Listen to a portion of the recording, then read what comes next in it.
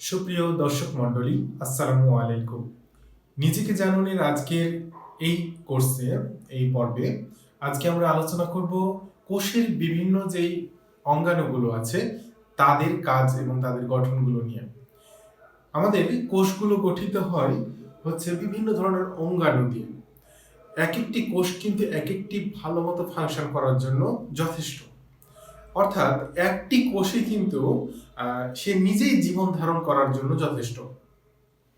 যারা হয়তো রোবট সিনেমাটা দেখেছেন যে রোবট সিনেমায় কি হয় যে একটি রোবট তৈরি হয় বিভিন্ন ধরনের টেকনোলজি দিয়ে, অনেক ধরনের তাদের মধ্যে ফাংশন, অনেক ধরনের টেকনোলজি দিয়ে একটি রোবট গঠিত হয়। এই রোবট কিন্তু অনেক ধরনের কাজ করতে সক্ষম, একজন মানুষের চাইতে অনেক অত্যাধিক কাজ করতে সক্ষম। আবার সেই রোবটই কিন্তু আবার আরেকটি রোবট তৈরি করতে সক্ষম। এবং যখন দেখা যায় যে সিনেমার শেষের দিকে যতগুলো রোবট আছে সবগুলো রোবট গঠিত হয়ে একটি আরো একটি বড় ধরনের রোবটের আকৃতি ধারণ করে, তাহলে চিন্তা করেন যে সেই রোবটটি কত বড় ধরনের কাজ করতে সক্ষম। তেমনি ভাবে আমাদের দেহে যে কোষগুলো আছে, একটি প্রাণী দেখে যদি একটি কোষ চিন্তা করেন, এখানে নিউক্লিয়াস আছে, এখানে জীবাণু ধ্বংস করার জন্য জিনিস আছে, এখানে খাবার গ্রহণ করার উপাদান আছে, এখান থেকে অল ওয়েস্ট প্রোডাক্ট বের করে দেওয়ার ব্যবস্থা আছে। অর্থাৎ এই কোষের মধ্যে কিন্তু একটা শরীরের মতো সব ধরনের ফাংশন চালু আছে। এর একটি বাস্তব উদাহরণ হচ্ছে অ্যামিবা। অ্যামিবা কিন্তু একটি প্রাণী যেটা হচ্ছে শুধু একটি কোষ দিয়ে অ্যামিবা গঠিত। এই অ্যামিবার মধ্যে একটা কোষে যা আছে, অ্যামিবার মধ্যে একটা তাই আছে। তো এই অ্যামিবা কিন্তু একটি স্বয়ংসম্পূর্ণ একটি প্রাণী। সে নিজেই খাবার গ্রহণ করে, সে ওয়েস্ট প্রোডাক্ট ত্যাগ করে, সে নিজের দেহের মধ্যে জীবাণু ঢুকলে সেটা জীবাণু ধ্বংস করে। তো দেখেন যে এক একটি কোষ এক একটি স্বয়ংসম্পূর্ণ একটি দেহ। তো আবার এই যে কোষগুলো গঠিত হয়ে অনেক অনেক কোষ, প্রায় 1 বিলিয়ন কোষ গঠিত হয়ে আমাদের মতো একটি মানুষের শরীরের মতো একটি জটিল দেহ গঠন করে। তাহলে দেখুন যে একজন মানুষের দেহ বা একটি মানুষ কতটা পাওয়ারফুল হতে পারে, যেখানে একটি কোষ দিয়ে একটি অ্যামিবা জীবন ধারণ করতে পারে, তার দেহ গঠন করতে পারে, সে সব ধরনের দেহের কার্যাবলী সে পালন করতে পারে। সেখানে 1 বিলিয়ন কোষ দিয়ে গঠিত আমাদের এই মানব দেহ। তাহলে চিন্তা করতে পারেন বা ধারণা করতে পারেন যে একটি মানুষ বা একটি মানব দেহ কতটা পাওয়ারফুল। তো আজকে আমরা আলোচনা করব যে একটি কোষের মধ্যে কি কি অঙ্গাণু আছে, তার মধ্যে কি কি আছে এবং তাদের কাজগুলো কি কি, তাদের ফাংশনগুলো কি কি। দেখুন, গত পর্বে কিন্তু আমরা আলোচনা করেছিলাম যে একটি কোষ সম্পর্কে এবং তাদের অঙ্গাণুগুলো। আজকে একটু সংক্ষেপে তাদের কাজগুলো আমরা আলোচনা করব। এখানে দেখুন একটি কোষ আঁকলাম। কোষের কিন্তু নির্দিষ্ট কোনো গঠন নাই। একটা জিনিস বুঝে নিন যে কোষের নির্দিষ্ট কোনো গঠন নাই। আপনি যেভাবে আঁকবেন গোল করে দিলেই সেটাই কোষ। সে ধরনের কোষ হতে পারে। এটা হচ্ছে কোষ। এবং যদি কারো আগের পর্বটা দেখে না থাকেন তাহলে অবশ্যই আগের পর্বটা দেখে তারপরে এই পর্বে আসবেন, তাহলে বাকি এই পর্বটা সহজ হবে, বুঝতে সহজ হবে। তো দেখুন যে এখানে আমরা এঁকেছিলাম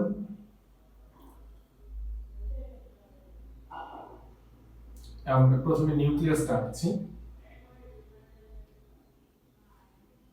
যখন একটি কোষকে মাইক্রোস্কোপের নিচে দেখা হয় তখন কিন্তু শুধু নিউক্লিয়াস গুলো চোখে পড়ে। আর সেটাকে যখন ভালো মতো দেখার জন্য রং করে দেখা হয় বা স্টেনিং বলে, তখন হয়তো অন্যান্য উপাদানগুলো চোখে পড়বে।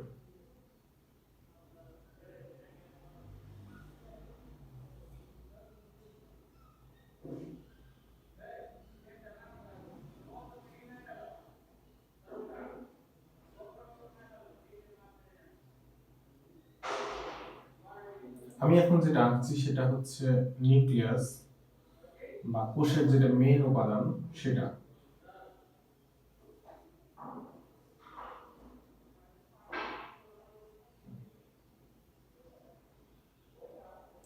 আর এই কোষকে বা নিউক্লিয়াসকে ঘিরে থাকে হচ্ছে এই যে এগুলোর নাম হচ্ছে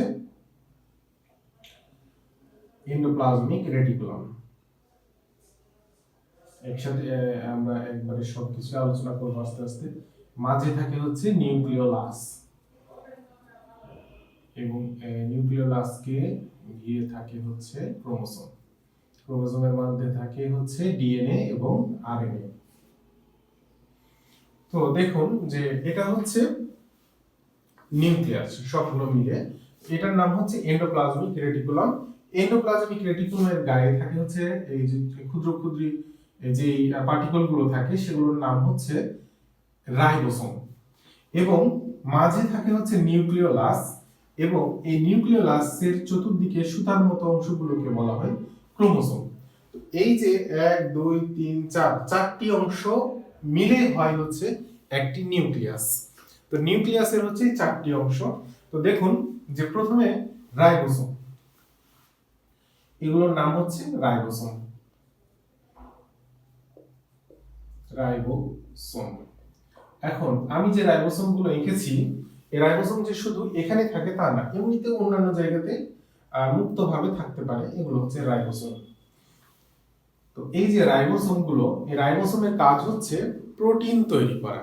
অর্থাৎ আমরা যে খাবারগুলো খাই, যে প্রোটিনগুলো খাই, মাছ খাই, মাংস খাই, এই মাছ মাংসগুলো কিন্তু আমাদের দেহে এসে সরাসরি মাংস তৈরি করে না। এগুলো হজম হয়, রক্তে যায়, রক্ত থেকে সেই প্রোটিনের উপাদান, যেটা ক্ষুদ্র উপাদান সবচাইতে, সেটাকে বলা হয় অ্যামাইনো অ্যাসিড। সেই অ্যামাইনো অ্যাসিড গুলো আমাদের কোষে যায়, এবং কোষ থেকে এই রাইবোসোম গুলো আবার নতুন ভাবে প্রোটিন তৈরি করে। তো এই যে রাইবোসোম, এটা হচ্ছে প্রোটিন তৈরি করে, এটা কাজ। আর এরপরে দেখুন যে প্রোটিন তো তৈরি হলো, এরপরে আমাদের কোষের মধ্যে থাকে হচ্ছে গোলজি কমপ্লেক্স বলে, এই যে এরকম দেখতে এরকম থাকতে পারে, বিভিন্ন আকৃতির হতে পারে, তবে এরকম, এগুলোকে বলা হয় গোলজি বডি বা গোলজি কমপ্লেক্স। গোলজি বডি, এই যে গোলজি বডি, এগুলো কি করে, এই যে আমি প্রথমে যে প্রোটিনটা তৈরি হলো, এই যে প্রোটিনগুলো তৈরি হলো, এই রাইবোসোম প্রোটিনগুলো তৈরি করলো, এই প্রোটিনগুলো গোলজি কমপ্লেক্স নেয়।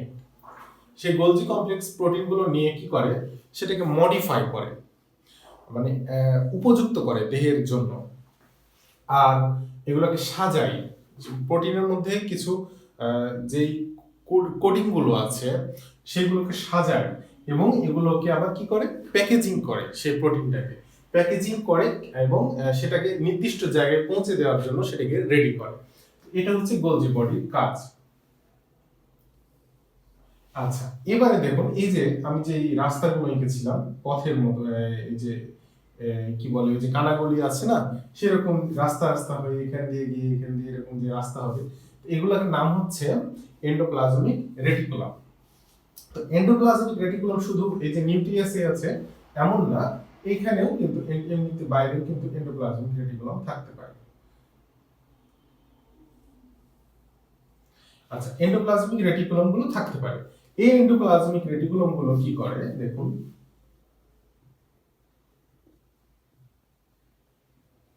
এন্ডোপ্লাজমিক রেটিকুলাম,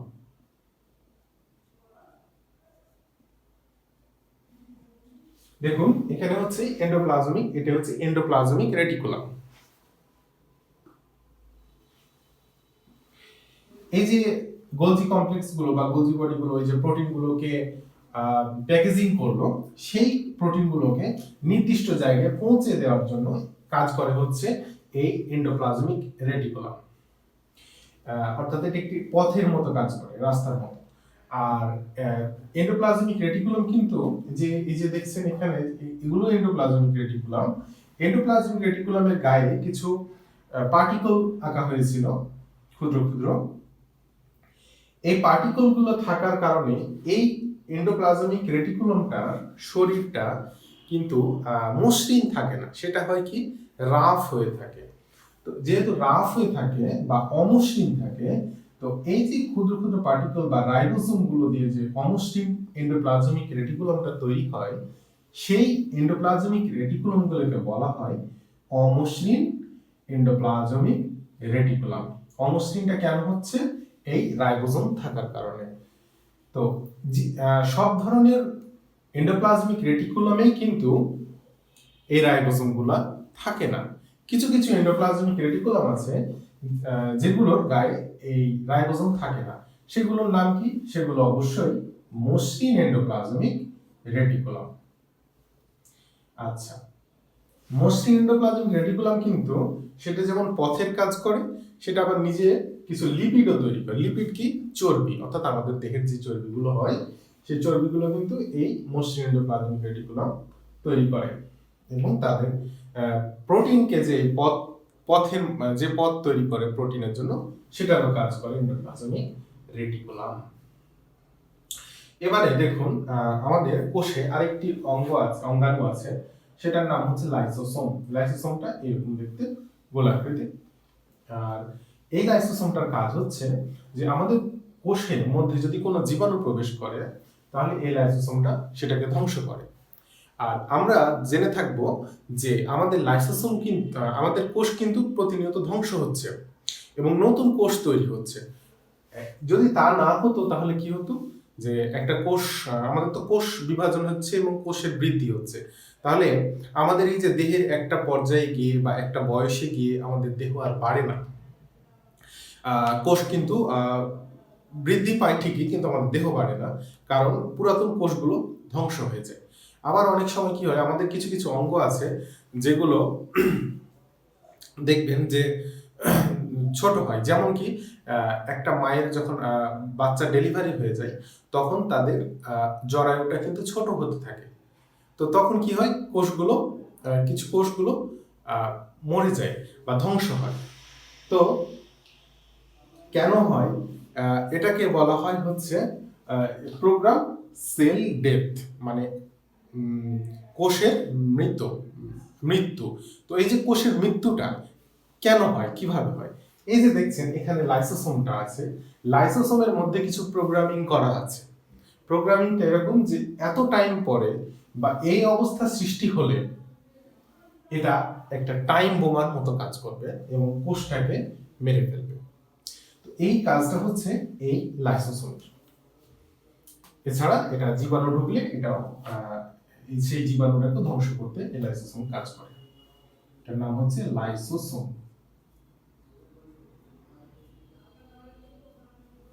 ওকে, এটার নাম হচ্ছে লাইসোসোম। এবারে দেখুন পারঅক্সিসোম। পারঅক্সিসোমও এইরকম গোল আকৃতি। পারঅক্সিসোম, এটার নাম হচ্ছে পারঅক্সিসোম।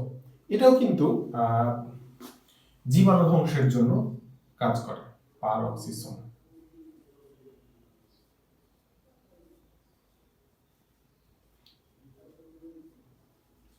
পারঅক্সিসোম। আর এটা হচ্ছে আমাদের কিছু ফ্যাট তৈরি হয়, এটাকে বলা হয় ফ্যাটি অ্যাসিড। তো ফ্যাট গুলোকে ধ্বংস করে বা হচ্ছে যে ব্রেকডাউন করে এই পারঅক্সিসোম। ওকে, আচ্ছা, এবারে আরেকটি গুরুত্বপূর্ণ অঙ্গাণুর নাম হচ্ছে মাইটোকন্ড্রিয়া। খুবই গুরুত্বপূর্ণ, নিউক্লিয়াসের পরেই এটা অনেক গুরুত্ব। কারণ হচ্ছে এই মাইটোকন্ড্রিয়ার কাজটা হচ্ছে দেহের বা কোষের যে আমাদের শক্তি প্রয়োজন, এই শক্তিটা তৈরি করে হচ্ছে এই মাইটোকন্ড্রিয়া।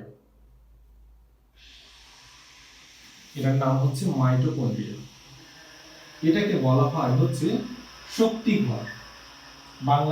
বাংলায় এর অপর আরেকটি নাম হচ্ছে শক্তিঘর, মাইটোকন্ড্রিয়া, বা হচ্ছে শক্তিঘর বা পাওয়ার হাউস বলে, ইংলিশে বলতে গেলে পাওয়ার হাউস। আমাদের দেখবেন যে আমাদের শক্তিঘর কি, আমাদের দেশের শক্তিঘর কি, সেটা যদি বলেন যে আমাদের শক্তিঘর হচ্ছে যেখানে বিদ্যুৎ তৈরি হয় এবং এই বিদ্যুতের মাধ্যমেই সবকিছু চলে। একটি কারখানার যদি শক্তিঘর হিসেবে চিন্তা করেন, যেটা হচ্ছে সেটার ইলেকট্রিসিটি সাপ্লাই দেয় যেখান থেকে, সেটা হচ্ছে তার শক্তিঘর। বা একটা জেনারেটর যেখানে আছে, সেই জেনারেটর যদি হয় শক্তিঘর, তাহলে এই কোষের শক্তি ঘর হচ্ছে এই মাইটোকন্ড্রিয়া। ঠিক আছে, এবারে আরেকটা হচ্ছে সেন্ট্রোসোম। সেন্ট্রোসোম গুলো এখানে আছে সেন্ট্রোসোম, সেন্ট্রোসোম এটার নাম হচ্ছে সেন্ট্রোসোম। সেন্ট্রোসোম, সেন্ট্রোসোম কি করে দেখুন, সেন্ট্রোসোম হচ্ছে যখন কোষগুলো একটা থেকে দুইটা হয়, এখানে একটা কোষ আছে, এরপরে কি হয়, এই যে কোষগুলো এইভাবে ভাগ হয়ে যায়, এভাবে ভাগ হয়ে এরপরে কি হয়, এখানে এসে একটা নিউক্লিয়াস গুলো ভাগ হয়ে যায়, এরপরে কি হয়, কোষটা আলাদা আলাদা হয়ে যায়, অর্থাৎ একটা কোষ থেকে দুইটা কোষে পরিণত হয়। এই যে বিভাজন গুলো হয়, ভাগগুলো হয়, একটা কোষ থেকে দুইটা কোষে পরিণত হয়, এই কাজগুলো করার জন্য প্রয়োজন হয় এই সেন্ট্রোসোমের। সেন্ট্রোসোম এই বিভাজনের গুলো কাজ করে, অর্থাৎ প্রথমে দুইটা সেন্ট্রোসোম গুলো দুই ভাগে ভাগ হয়ে যায়। এই ধরেন এটা সেন্ট্রোসোম, এই সেন্ট্রোসোম গুলো কিছু এখানে চলে আসে, এরপর কিছু এখানে চলে আসে, অর্থাৎ দুইটা মেরু তৈরি করে। দেখা যাচ্ছে যে এটা চুম্বকের মতো কাজ করে, যে এই কিছু সেন্ট্রোসোম এদিকে চলে আসলো, কিছু ওইদিকে চলে গেল, এবং তার আলাদা হতে থাকে, ফলে একটা কোষও আলাদা হতে থাকে। তো এই সেন্ট্রোসোমের কাজ হচ্ছে কোষ বিভাজনের সময় কাজ করা।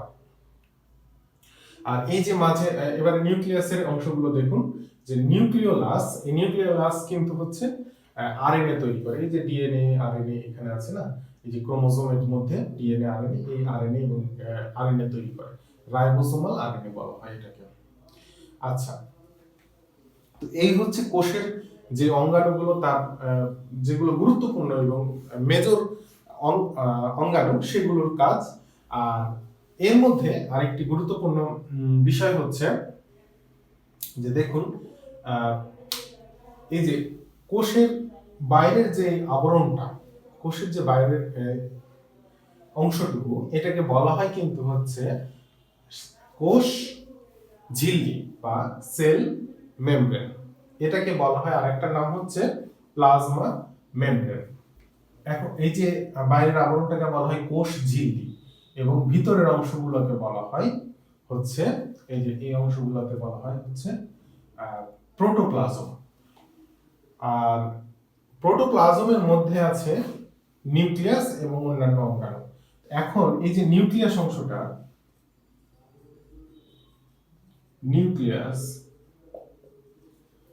নিউক্লিয়াস অংশটাকে যদি বাদ দেওয়া হয়, তাহলে যে অংশটুকু থাকে এই অংশটুকুকে বলা হয় সাইটোপ্লাজম।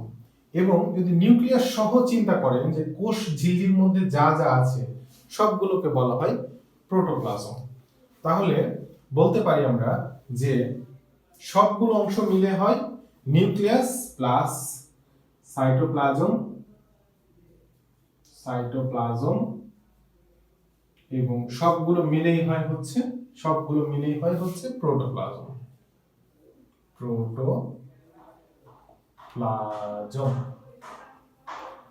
প্রোটোপ্লাজম এগুলো সবগুলো হচ্ছে প্রোটোপ্লাজম। প্রোটোপ্লাজমের মধ্যে আছে নিউক্লিয়াস এবং সাইটোপ্লাজম, অর্থাৎ নিউক্লিয়াস এবং বাইরের অংশগুলোকে বলা হয় সাইটোপ্লাজম, এবং সবগুলোকে মিলে হয় প্রোটোপ্লাজম প্লাস সাইটোপ্লাজম। এই হচ্ছে বিষয়।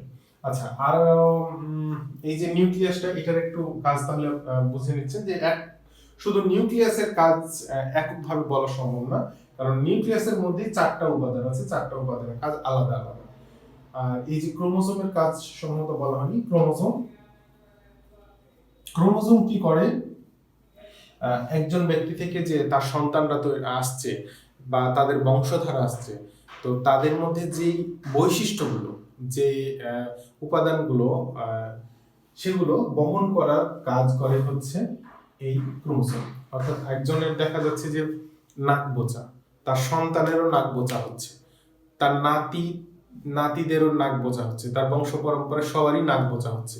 এই যে নাক বোচার কোডিংটা বা প্রোগ্রামিংটা, বা এই যে রেকর্ড থাকছে যে সবার নাক বোচা হতে হবে, সেই কাজটা কিন্তু করে হচ্ছে ক্রোমোসোম।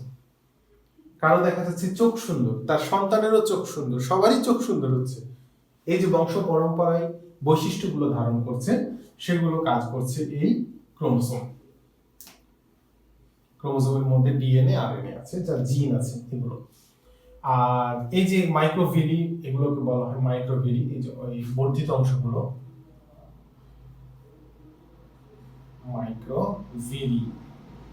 মাইক্রোভিলি কি করে, যে এগুলো এক ধরনের এক এক জায়গায় এক এক কাজ করে। আমাদের গলায় কিছু মাইক্রোভিলি আছে, কোষের মাইক্রোভিলি আছে, সেই মাইক্রোভিলি গুলো এক ধরনের পিচ্ছিল পদার্থ নিঃসরণ করে।